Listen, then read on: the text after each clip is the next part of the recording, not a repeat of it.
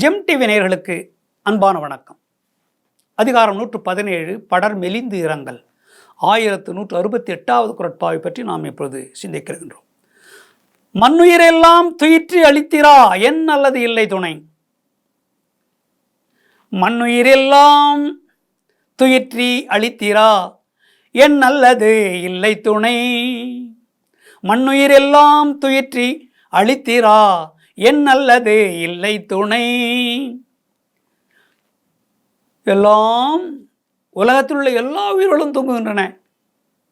பறவைகள், விலங்குகள், மனிதர்கள் எல்லாம் தூங்குகின்றன.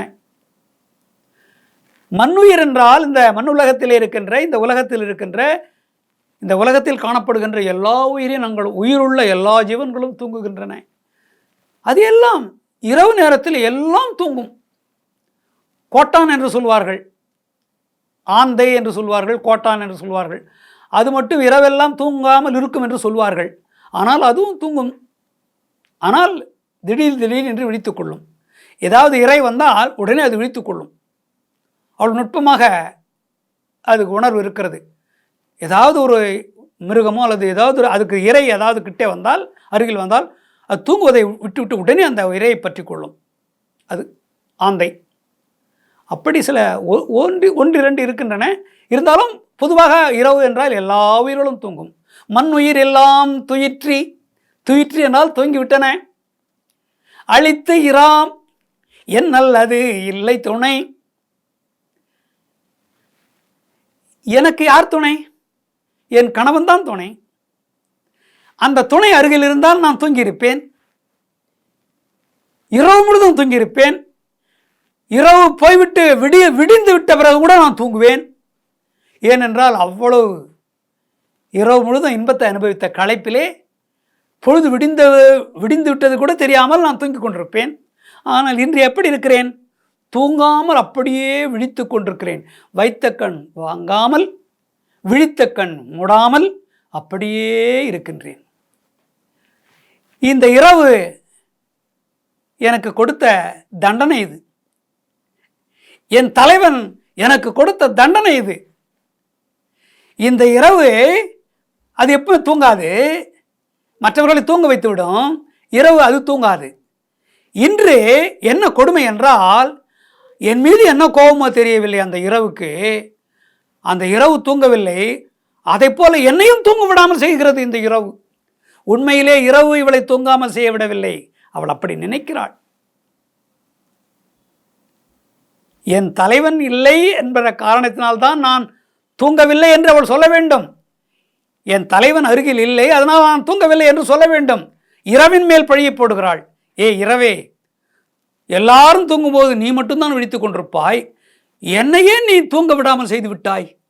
உன்னால் தான் நான் தூங்கவில்லை. ஏனென்றால் உனக்கு துணையாக நான் விழித்து கொண்டிருக்க வேண்டும் என்று என் கண்களை மூடாமல் எனக்கு தூக்கம் வராமல் செய்து விட்டாய். உனக்கு நான் துணையாக இருக்க வேண்டும் என்பதற்காக என் கண்களை மூடாமல் எனக்கு உறக்கம் வராமல் நீ செய்து விட்டாய் என்று கணவன் மீது சொல்ல வேண்டிய, அவனிடத்தில் சொல்ல வேண்டிய சொற்களை இந்த இரவை பார்த்து, இரவே, உன்னால் தான் நான் தூங்கவில்லை, நீ விழித்து கொண்டிருக்கிறாய், உனக்கு துணையாக என்னையும் விழித்திருக்கும்படி செய்து விட்டாய் என்று இரவு நேரத்தின் மீது அதனிடத்தில் இரவு பொழுதிடம் இவள் பேசுகிறாள்.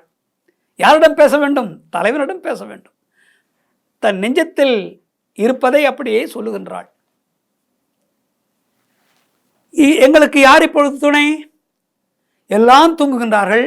ஏதாவது ஒன்று எனக்கு ஆபத்து அல்லது ஏதாவது இருக்கிறது என்றால், துன்பம் வருகிறது என்றால், என் துன்பத்தை யார் தீர்க்கப் போகிறார்கள்? எல்லாம் தூங்குகிறார்கள். என் காதல் துன்பத்தை தீர்க்க வேண்டுமென்றால், என்னுடைய காம துன்பத்தை நீக்க வேண்டுமென்றால் என் தலைவன் இருந்தால் முடியும். அவர்தான் இல்லையே. நான் தனியாக இருக்கிறேன். எனக்கு துணையாக இந்த இரவு இருக்கிறது. அந்த இரவு விழித்து கொண்டிருக்கிறது. அதற்கும் ஆதரவு யாரும் இல்லை. அது மட்டும் விழித்து கொண்டிருக்கிறது. துணையாக இருக்க வேண்டுமென்று என்னையும் உறங்க விடாமல் செய்துவிட்டு, நான் அந்த இரவுக்கு துணையாகவும் அந்த இரவுக்கு நான் துணையாகவும் இப்படியே உறங்காமல் இருக்கின்றோம். எல்லாம் உறங்குகிறது.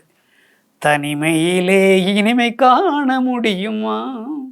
நான் இன்பமாக இருக்க முடியவில்லை. எனக்கு இனிமை இல்லை. எனக்கு வருத்தமாக இருக்கிறது. ஏனென்றால் நான் தனிமையில் இருக்கிறேன். தனிமையிலே இனிமை காண முடியுமா? நள்ளிரவினிலே சூரியனும் தெரியுமா? தனிமையிலே இனிமை காண முடியுமா? சூரியன் என்பதே என் தலைவன்.